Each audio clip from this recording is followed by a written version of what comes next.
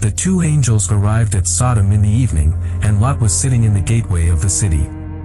When he saw them, he got up to meet them and bowed down with his face to the ground. "My lords," he said, "please turn aside to your servant's house. You can wash your feet and spend the night and then go on your way early in the morning." "No," they answered. "we will spend the night in the square." But he insisted so strongly that they did go with him and entered his house. He prepared a meal for them, baking bread without yeast, and they ate.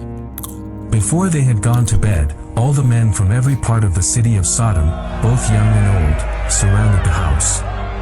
They called to Lot, "Where are the men who came to you tonight? Bring them out to us so that we can have sex with them." Lot went outside to meet them and shut the door behind him and said, "No, my friends. Don't do this wicked thing. Look, I have 2 daughters who have never slept with a man. Let me bring them out to you, and you can do what you like with them. But don't do anything to these men, for they have come under the protection of my roof." "Get out of our way!" they replied. "This fellow came here as a foreigner, and now he wants to play the judge. We'll treat you worse than them." They kept bringing pressure on Lot and moved forward to break down the door. But the men inside reached out and pulled Lot back into the house and shut the door. Then they struck the men who were at the door of the house, young and old, with blindness so that they could not find the door. The 2 men said to Lot, "Do you have anyone else here, sons-in-law, sons or daughters, or anyone else in the city who belongs to you? Get them out of here, because we are going to destroy this place. The outcry to the Lord against his people is so great that he has sent us to destroy it." So Lot went out and spoke to his sons-in-law, who were pledged to marry his daughters. He said, "Hurry and get out of this place, because the Lord is about to destroy the city." But his sons-in-law thought he was joking. With the coming of dawn, the angels urged Lot, saying, "Hurry. Take your wife and your 2 daughters who are here, or you will be swept away when the city is punished." When he hesitated, the men grasped his hand and the hands of his wife and of his 2 daughters and led them safely out of the city, for the Lord was merciful to them. As soon as they had brought them out, one of them said, "Flee for your lives. Don't look back, and don't stop anywhere in the plain.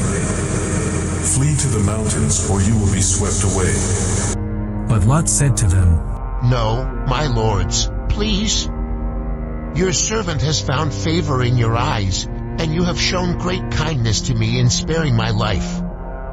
But I can't flee to the mountains. This disaster will overtake me, and I'll die. Look, here is a town near enough to run to, and it is small. Let me flee to it. It is very small, isn't it? Then my life will be spared." He said to him, "Very well, I will grant this request too. I will not overthrow the town you speak of. But flee there quickly, because I cannot do anything until you reach it." By the time Lot reached Zoar, the sun had risen over the land. Then the Lord rained down burning sulfur on Sodom and Gomorrah from the Lord out of the heavens. Thus he overthrew those cities and the entire plain, destroying all those living in the cities, and also the vegetation in the land.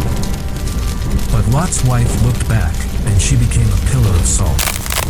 Early the next morning Abraham got up and returned to the place where he had stood before the Lord. He looked down toward Sodom and Gomorrah, toward all the land of the plain, and he saw dense smoke rising from the land, like smoke from a furnace. So when God destroyed the cities of the plain, he remembered Abraham, and he brought Lot out of the catastrophe that overthrew the cities where Lot had lived.